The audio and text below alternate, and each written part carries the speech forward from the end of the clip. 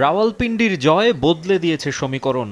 যে চান্ডিকা হাথুরু সিংহের চাকরি ছিল হুমকির মুখে, এমনকি ধারণা করা হচ্ছিল এই সিরিজ শেষেই বিদায় জানানো হবে, এখন সেই লঙ্কান কোচকে নিয়েই সুর বদলেছে বোর্ডের। 2023 ওয়ানডে ও 2024 টি-20 বিশ্বকাপে ব্যর্থতা কিংবা ড্রেসিং রুমে অটোক্রেসি চর্চার দুর্নাম ঘোচাতে না পারলেও প্রথমবারের মতো পাকিস্তানের বিপক্ষে বাংলাদেশ দলের টেস্ট জয়ের পর ইমেজ কিছুটা হলেও ফিরেছে হাথুরুর। যেভাবে দলটাকে খেলতে দেখলাম, আমার মনে হয়েছে ড্রেসিং রুমটা ভালো অবস্থায় আছে। ড্রেসিং রুম ভালো অবস্থায় রাখার জন্য কোচের একটা ভূমিকা কিন্তু রাখতে হয়। সো এই কৃতিত্বটা হয়তো ওকে দিতে হবে ডেফিনেটলি। বাট একটা কোচকে মূল্যায়ন করতে হবে তার লম্বা সময়ের যে কাজ, সেই কাজের উপর ভিত্তি করে মূল্যায়ন করতে হবে। একটা দল যখন বাইরে খেলতে যায় তাদেরকে পুরো ফ্রিডম দেওয়া উচিত। শুধু হাথুরুর ইমেজ ফেরানো নয়, সংকটকালে এমন একটা জয় একটু হলেও আনন্দের উপলক্ষ এনে দিয়েছে ক্রিকেট প্রেমী জাতিকে। বিসিবির নতুন পরিচালকদের জন্য এ যেন ওয়েলকাম গিফট। এটা আমাদের সবাইকে অন্যভাবে কিন্তু ইন্সপায়ার করেছে। কিন্তু বন্যা দুর্গতদের জন্য সারা দেশের মানুষ কি করছে আমরা তো দেখছি, কিন্তু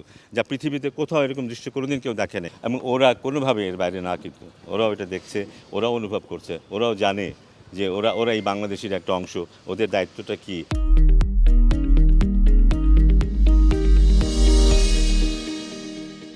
রাওয়ালপিন্ডি টেস্টের হিরো মুশফিকুর রহিম, সাদমান লিটন, মুমিনুলদের অবদানও কম নয়। শরীফুল হাসানদের পেস ইউনিটও দুটি ছড়িয়েছে। তবে বোলিংয়ে শেষ দিনে সাকিবের পাশাপাশি মিরাজের স্পিনে রীতিমতো খাবি খেয়েছে পাকিস্তানিরা। এর আগে ব্যাট হাতেও গুরুত্বপূর্ণ এক ইনিংস খেলেছেন মিরাজ, তাই এ ম্যাচে পার্শ্বনায়কের তকমা পাচ্ছেন এই অলরাউন্ডারই। ইজ এ কোয়ালিটি ব্যাটসম্যান এবং উইকেটে কিছুটা সাহায্য ছিল অফ স্পিনারের জন্য।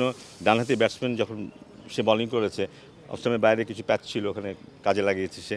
বাট ডেফিনেটলি একটা অলরাউন্ডার হিসেবে আস্তে আস্তে গড়ে উঠছে এবং সেটা আমাদের জন্য খুব প্রয়োজন হবে। দীর্ঘদিন ধরেই দেশের ক্রিকেট আঙ্গনে আলোচনা সাকিবের পর জায়গাটা কে নেবেন। বিভিন্ন সময় বিভিন্ন জনের নাম উঠলেও এই মুহূর্তে সে দৌড়ে মিরাজের প্রতিদ্বন্দ্বী নেই কেউ, তাই আলাদাভাবে প্রশংসা পেতেই পারেন তিনি। সঙ্গে বাহাবা পাচ্ছে গোটা দল।